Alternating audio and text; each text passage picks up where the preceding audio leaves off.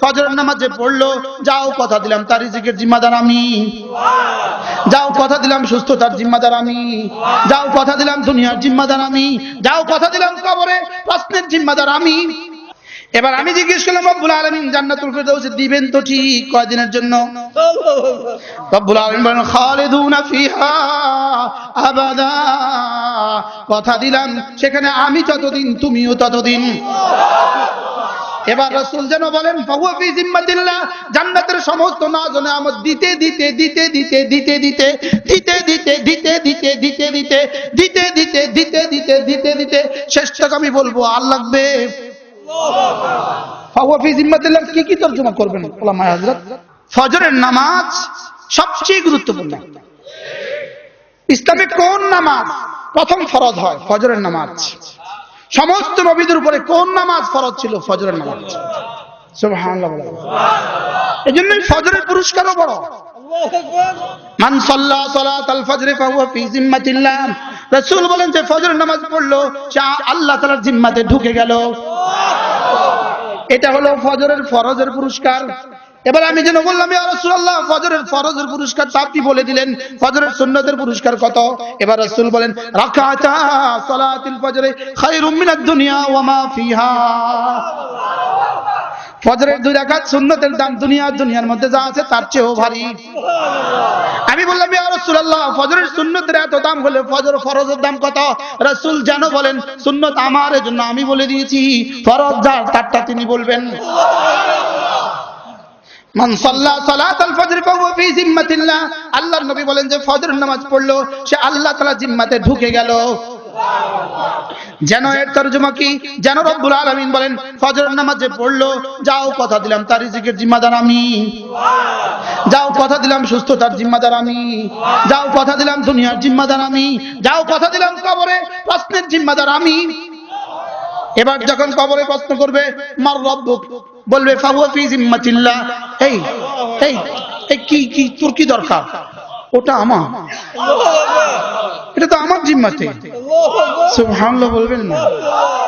শুধুই কি বলে এটাকে ফর্মালিটি, জাস্ট মার রব্বুক ওয়া মা দিনুক ওয়া মান হাযা রাজুল। আর রব বলবেন ইউসাব্বিতুল্লাহু আল্লাযীনা আমানু বিল কওলি সাবিত ফিল হায়াতিদ দুনিয়া ওয়া ফিল আখিরাহ। আমি ওকে কথা দিয়েছিলাম, ওকে আমি হেফাজত করব, কথা দিয়েছিলাম। আমি ওকে কথা দিয়েছিলাম, ওকে আমি দুনিয়াতেও রাখবো আখিরাতেও রাখবো, কথা দিয়েছিলাম। সুবহানাল্লাহ। ফাহুয়া ফি জিম্মাতিল্লাহ, যেন রব্বুল আলামিন বলেন কবরে প্রশ্নের জবাব আমার।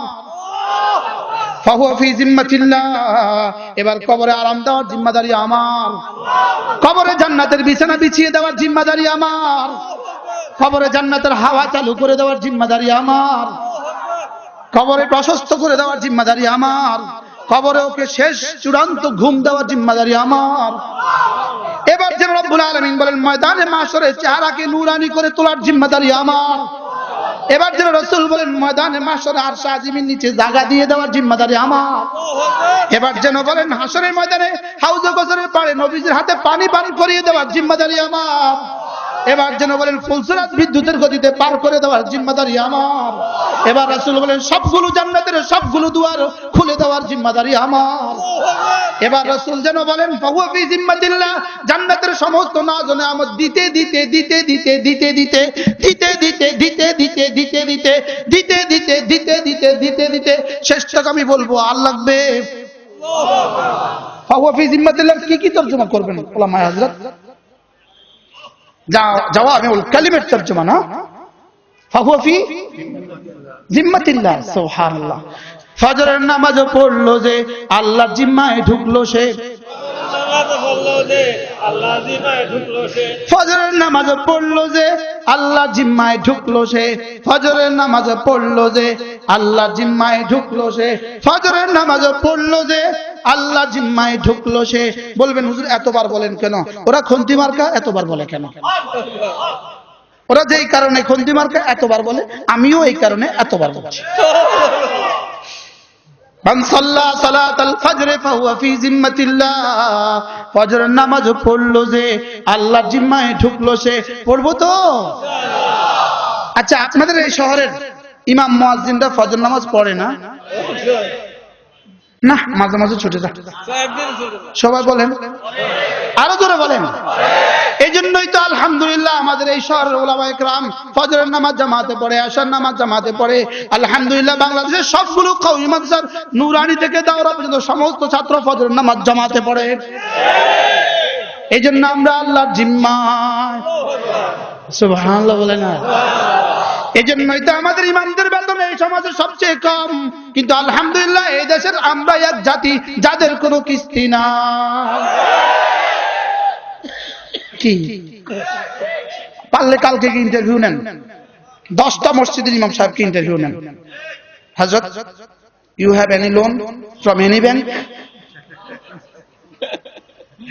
আপনার কি কোনো লোন আছে কোনো ব্যাংক থেকে?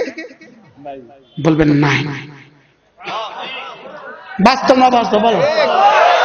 কারো থাকলে হাত তোলেন। 1000 টাকা বকশিশ দিন, 1000 টাকা নাই। বলেন আলহামদুলিল্লাহ, বলেন আলহামদুলিল্লাহ। কেন হবে? ফাহুয়া ফি জিম্মাতিল্লাহ, মান সাল্লা সালাতাল ফজর ফাহুয়া ফি জিম্মাতিল্লাহ। আল্লাহর নবী বলেন যে ফজরের নামাজ পড়বে সে আল্লাহর জিম্মায় ঢুকে গেল। পড়বো তো ইনশাআল্লাহ। কারা কারা আজ থেকে ফজর নামাজ পড়বো? বলেন ইনশাআল্লাহ। পড়বো তো ইনশাআল্লাহ। আল্লাহ তৌফিক দান করুন। قد أفلح المؤمنون الذين هم في صلاتهم خاشعون والذين هم عن اللغو معرضون। আল্লাহ তাআলা বলেন কামিয়াব হয়ে গেছে খুশুয়ের সাথে নামাজ পড়ে যারা, সমস্ত বেহুদা অনর্থক কাজ থেকে বেঁচে থাকে যারা, হিসাব করে করে যাকাত দেয় যারা, লজ্জাস্থানকে হেফাজত করে যারা, আমানতের হেফাজত করে যারা, ওয়াদাকে হেফাজত করে যারা, নামাজের মধ্যে হেফাজত করে যারা, সুবহানাল্লাহ, এই 7 গুণে গুণী যারা, আল্লাযীনা হুম ইয়ারিসুনাল ফিরদাউস, রব্বুল আলামিন বলেন এরা জান্নাতুল ফিরদাউসের ওয়ারিস হয়েই গেছে। এবার আমি জিজ্ঞেস করলাম রব্বুল আলামিন জান্নাতুল ফিরদাউস দিবেন তো ঠিক কয়দিনের জন্য? রব্বুল আলামিন বলেন খালিদুনা ফিহা আবাদা, কথা দিলাম সেখানে আমি যতদিন তুমিও ততদিন, আমি যতদিন তুমিও ততদিন। হ্যাঁ কি মজা হবে, সুবহানাল্লাহ। রব যতদিন আমিও ততদিন, জান্নাতে রব যতদিন আমিও ততদিন। বলেন বলেন বলেন বলেন, জান্নাতে কতদিন থাকবেন? রব যতদিন আমিও ততদিন। এখানে না আরো 5 বছর, না আরো 5 বছর, না আরো 5 বছর, না আরো 5 বছর, না আরো 5 বছর, না আরো 5 বছর, না আরো 5 বছর, না আরো 5 বছর। আর ওখানে রব যতদিন ততদিন। الذين يرثون الفردوس هم فيها خالدون। যারা না এরা না জান্নাতুল ফিরদাউসের ওয়ারিস হবে, আর ওরা না ওখানে চিরদিন থাকবে। কয় গুণে গুণী যারা? 7 গুণে গুণী যারা জান্নাতুল ফিরদাউসের ওয়ারিস তারা। 7 গুণে গুণী যারা, বলেন জান্নাতুল ফিরদাউসের ওয়ারিস তারা। আল্লাহ আমাদেরকে 7 গুণে গুণী বানিয়ে জান্নাতুল ফিরদাউসের সামিয়ানা আমাদেরকে আবার একত্রিত করে দেন ইনশাআল্লাহ। রব জিজ্ঞেস করবেন এই যা যা বলেছো পেয়েছো? হাল ওয়াজাদতুম মা ওয়াদতুকুম, এই যা যা শুনেছো পেয়েছো? কি বলবেন জানেন? ওয়াজাদনা মা ওয়াদতানা, সব হয়ে গেছে। আল্লাহ আমাদেরকে মেহেরবানি করে কবুল ফরমাও। আজ থেকে নামাজ ছাড়বো না ইনশাআল্লাহ, জামাতের সাথে নামাজ পড়ব।